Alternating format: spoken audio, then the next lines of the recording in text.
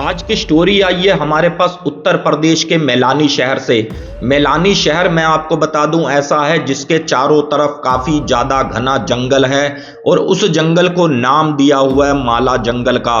और उसमें काफी सारे गांव भी हैं, लोग भी रहते हैं, लेकिन एक हैरत अंगेज कारनामा उस गांव में भी हुआ जिसको सुनने के बाद आपके पैरों के तले जमीन खिसक जाएगी कि इस तरीके से भी हो सकता है क्या। इस स्टोरी पर हम विश्वास करें या ना करें, मैं पूरा इंसिडेंट आपको सुनाऊंगा, लेकिन पहले चैनल का इंट्रो।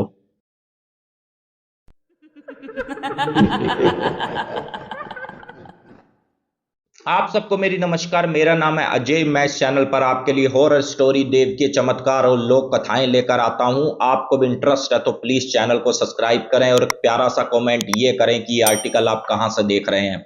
आइए फ्रेंड, शुरू करते हैं आज का आर्टिकल। और ये आया है हमारे पास उत्तर प्रदेश का एक छोटा सा शहर पड़ता है मैलानी, वहां से।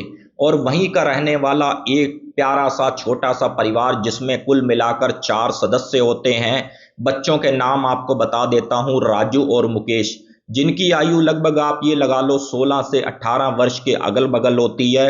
और जो इनके पिताजी होते हैं हरीश, वो एक मिल में काम करते हैं। और काफ़ी बार ऐसा होता है कि भाई इनको मिल में रुकना पड़ता है जब काफ़ी ज़्यादा काम बढ़ता है, और लगभग 8-8 10-10 दिन ये अपने घर भी नहीं आते।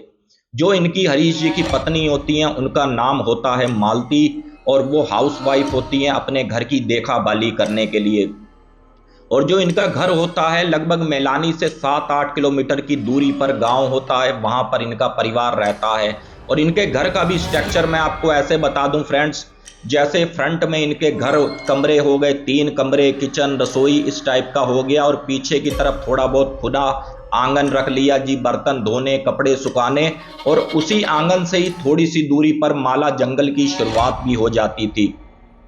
होता क्या है, एक समय ऐसा आता है जब यहाँ पर राजू और मुकेश ये कहते हैं कि मम्मी हमको मौसी के लड़के की शादी में जाना है, क्या हम चले जाएं। तो इस पर इसकी मम्मी कहती है, बोले बेटा अभी तो 8-10 दिन है, इतनी जल्दी जाकर क्या करोगे। तो इस पर राजू ये कहता है कि मम्मी देखो कजन की मैरिज में जा रहे हैं तो उधर मामा के लड़के भी आएंगे, परिवार वगैरह भी आएगा, थोड़ा बहुत हंसी खुशी हमारा एंजॉय हो जाएगा, प्लीज हमको जाने दो। तो यहाँ पर इसकी मम्मी रोकती नहीं और ये कहती है कि बच्चों कोई बात नहीं, तुम्हारी खुशी में मेरी खुशी, तुम चले जाओ। अब यहाँ पर जैसे ही अगला दिन आता है तो यहाँ पर इनके घर मेहमान आते हैं, तो काफ़ी कुछ बनता है, पूड़ी बनती है, खीर बनती है, इस टाइप का। तो होता क्या है, लेट नाइट मेहमान अपने घर के लिए निकलते हैं, तो इनकी मम्मी ने ये सोचा क्यों ना भाई काम वगैरह निपटा कर ही सोऊं। तो इनकी मम्मी जितने भी बर्तन थी अपने पीछे आंगन में ले गई, एक दीवार पर लालटेन टांग दिया, उसी की रोशनी से अपने बर्तन वगैरह धो रही थी। अब जैसे ही बर्तन धो रही थी तो ठीक सामने जंगल के करीब उनको एक आदमी खड़ा हुआ दिखा, जिसकी आयु आप ये लगा लो 55 वर्ष रही होगी, 55 से 58 वर्ष के करीब। और वो आदमी इनकी तरफ धीरे धीरे बढ़ता हुआ आ रहा है। तो इधर इसकी मम्मी जो मालती है वो अपने बर्तन धो रही थी और एक नज़र उसकी तरफ रखी हुई थी कि ये बंदा है तो है कौन, क्योंकि गांव का तो लग नहीं रहा, ये कोई नया ही बंदा है। और हल्का हल्का इसको डर भी लगे क्योंकि घर में ना तो पति था ना तो बच्चे थे। अब जैसे ही थोड़ा सा वो बंदा इनके करीब आया, वहीं बैठ गया शौच करने के लिए, अपना टॉयलेट करने के लिए। तो यहाँ पर मालती ने हल्ला मचाया, बोले ए बुड्ढे तुझे शर्म नहीं है, तू बता मेरे सामने ही बैठ के शौच कर रहा है, चल यहाँ से जा। काफी कुछ उसने कहा लेकिन वो बुड्ढा वहां से टस से मस नहीं हुआ। तो यहाँ पर मालती खुद उठी और अपने अंदर चली गई। 2-4-5 मिनट उसने अपना अंदर बिताया और उसके बाद आकर फिर देखा तो वहां पर कोई नहीं था।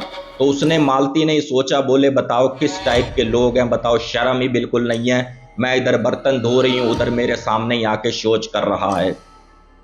अब यहाँ पर मालती अपना सारा काम निपटाकर अपने कमरे में सोने के लिए जा रही थी। अब जैसे ही उसने अपना अंदर से कुंडी वगैरह लगाई कमरे के, और मुड़कर क्या देखती है कि उसके बेड पर वही बुड्ढा बैठा हुआ है, वही आदमी बैठा हुआ है। अब इस पर देखकर मालती फिर से हल्ला मचाया, फिर से उसने चीखा, बोले बुड्ढे तुझे शर्म नहीं आई, तू यहाँ पर कैसे आ गया मेरे कमरे में, तुझे शर्म है कि नहीं है, या मैं अपने बच्चों को बुलाऊं। तो यहाँ पर वो बुड्ढा कहता है, कोई फायदा नहीं हल्ला मचाने का, कोई फायदा नहीं चीखने का, कोई भी तेरी आवाज नहीं सुनेगा। बस तू ऐसा कर, मेरा कुछ एक काम करवा दे, मैं काफ़ी ज़्यादा प्यासा हूँ, मेरी प्यास बुझा दे। इतना बोलता है तो इस पर मालती वहीं पर बेहोश हो जाती है। और जैसे ही उसको होश आती है तो भैया अगले दिन की सुबह का लगभग 6 बज जाते हैं। अब जैसे ही दिन होता है तो मालती ज़्यादा असमंजस में होती है कि मेरे साथ हुआ तो हुआ क्या, ये सब क्या हो गया, क्या सपना था या क्या था, उसको कुछ भी समझ नहीं आती। और ठीक लगभग 11 से 12 बजते हैं दिन के, तो उसके बच्चे भी वापस आ जाते हैं और ये कहते हैं कि मम्मी हमको रात में काफ़ी ज़्यादा बुरा सपना आया कि हमने ये देखा कि हमारे घर में काफ़ी ज़्यादा कोई डरावना आदमी है और वो तुम्हारी गर्दन दबा रहा है। और हमसे रहा नहीं गया तो हमने सोचा क्यों ना अपने घर ही वापस चलते हैं, और रही बात शादी की, शादी के 2-4 दिन बाद चले जाएंगे।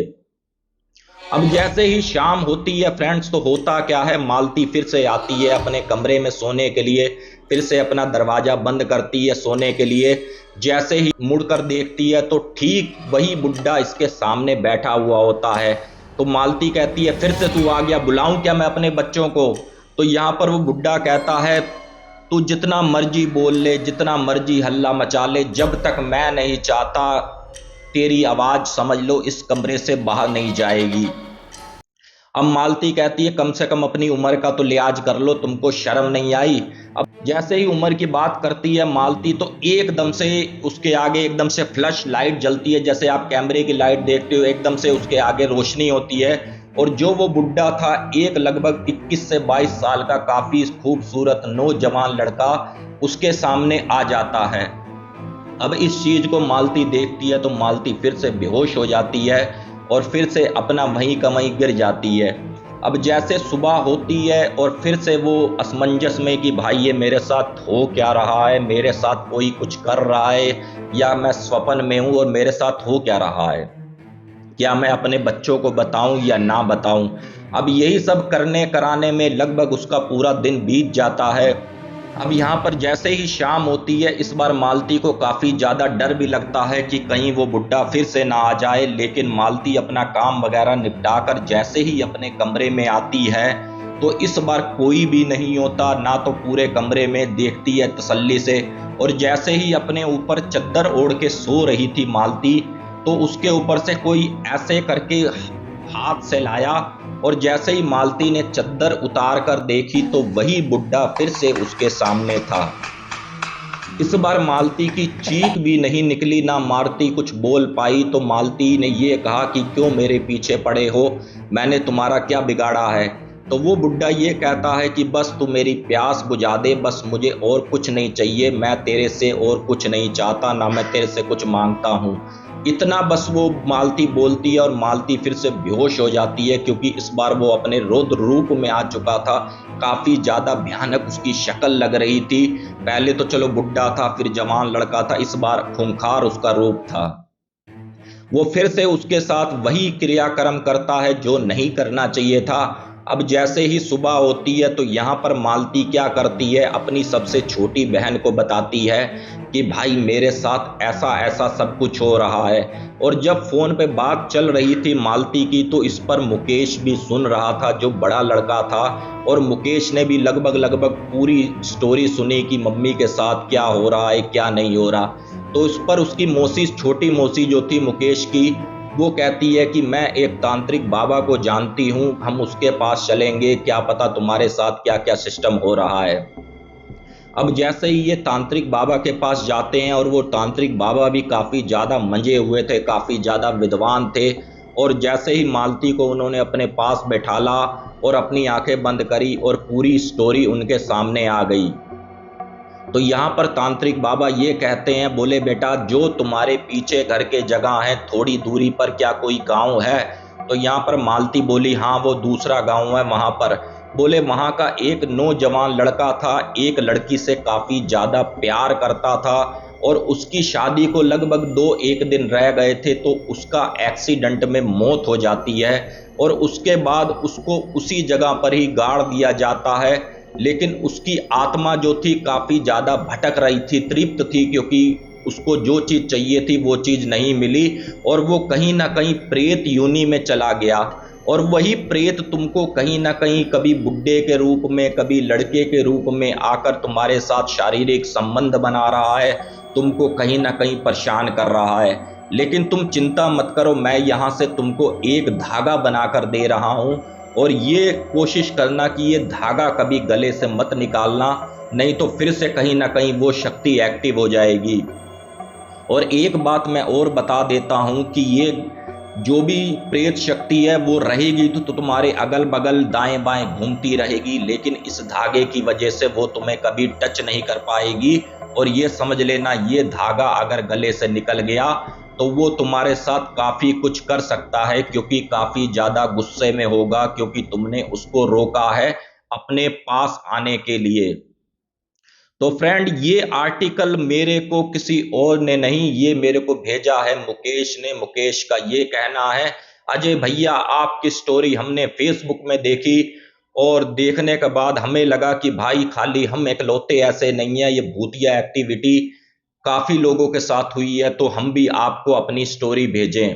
और हो सके तो भैया आप हमारी स्टोरी जल्द से जल्द सुनाना, और यहाँ से नाम बदल देना। तो मैंने भाई नाम भी आपके बदल दिए हैं, लेकिन शहर का नाम मैंने वहीं रखा है और आपका गांव का नाम नहीं लिया। तो फ्रेंड्स, इस तरीके के भी इंसिडेंट होते हैं, ये तो मैंने अब सुना, और काफी सारी मेरे पास स्टोरी ऐसी आई हुई हैं जिनको सुनने मात्र से ही मेरे को ऐसा लग रहा है कि भाई मैं स्टोरी कैसे आप तक लेके आऊंगा। बाकी फ्रेंड्स, आपको स्टोरी पसंद आई है छोटी सी तो प्लीज चैनल को सब्सक्राइब करें, और एक प्यारा सा कमेंट ये करें कि ये आर्टिकल आप कहां से देख रहे हैं। जय हिंद, जय भारत।